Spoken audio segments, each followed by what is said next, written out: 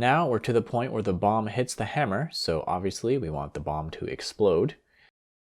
So let's make a new layer above everything, and we're just going to hand animate a line drawing explosion. I'm going to switch from the regular brush tool to the paintbrush tool, which draws strokes instead of a fill. I'll set the stroke color to a bright green to make it easy to see over top of these black objects. And we'll start the explosion with a spiky star shape. Don't make the points too even, you want a mix of big and small.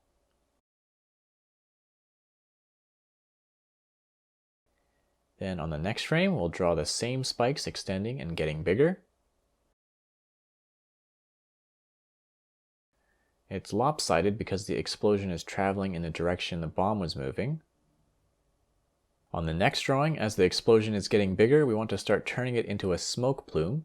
So between the spikes, I'm bringing in the rounder shapes of the smoke.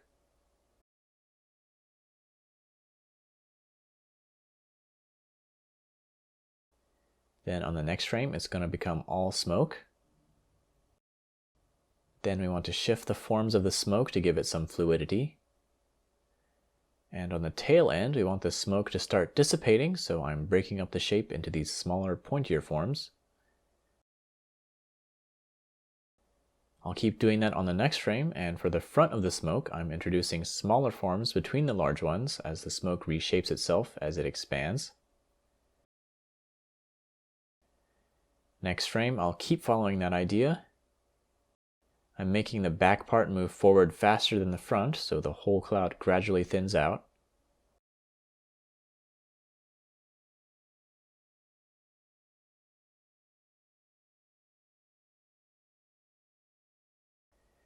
Then at this point, the form of the cloud should start breaking up into smaller shapes as it dissipates.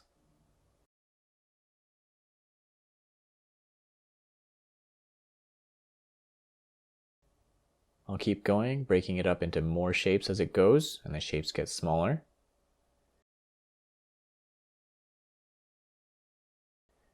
Now I've got these overhanging lines on all my outlines. We'll get rid of all those later. For right now, I just want to finish the last frames we need as the cloud disappears.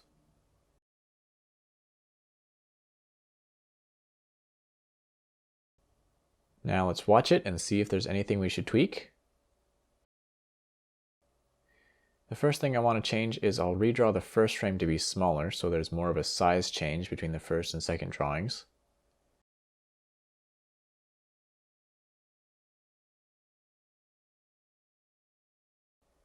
And also I think the whole thing could be bigger, so I want to scale it up.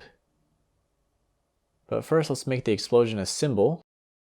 So I'll select all the frames, copy them, use Ctrl F8 to make a new symbol, call it bomb explosion, and paste those frames inside it.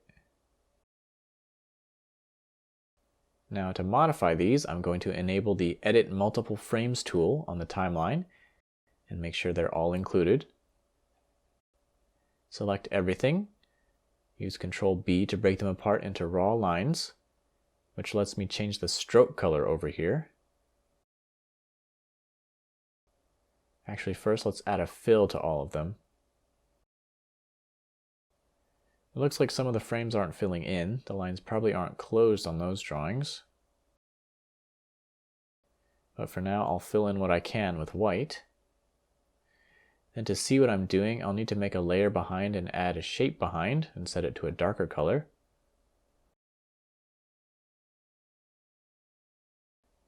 Now let's find the frames that didn't get filled in. It's probably because I used multiple strokes with object drawing mode on. So let's Ctrl B to break them apart.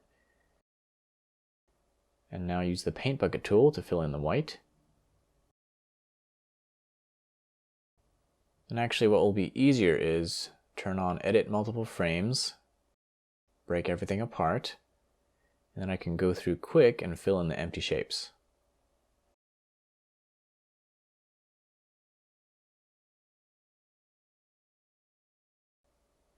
Now we need to get rid of all the overhanging lines on the outline, so the easiest way to do that is going to be Edit Multiple Frames, select everything, set the outline to none to get rid of it, then go frame by frame and use the ink bottle tool to add a new stroke to each shape.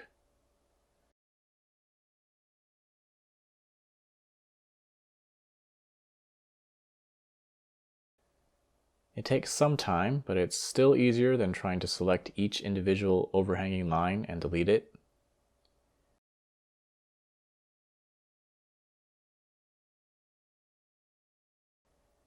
Now back on the main timeline, we need to actually put that symbol in the scene. I'll move the layer of the original frames down so we can line up the symbol and pull in the symbol from the library.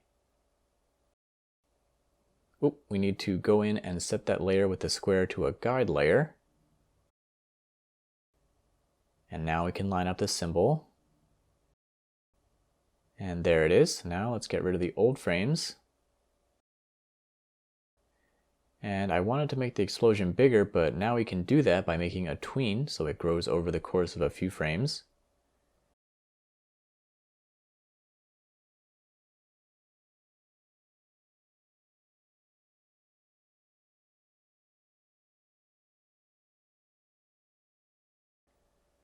Okay, that looks better now, except it's looping, so let's set its looping property to play once. And actually, at the point it finishes, let's just delete it from the timeline.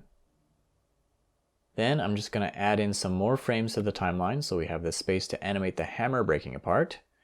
And that's what we'll do in the next video.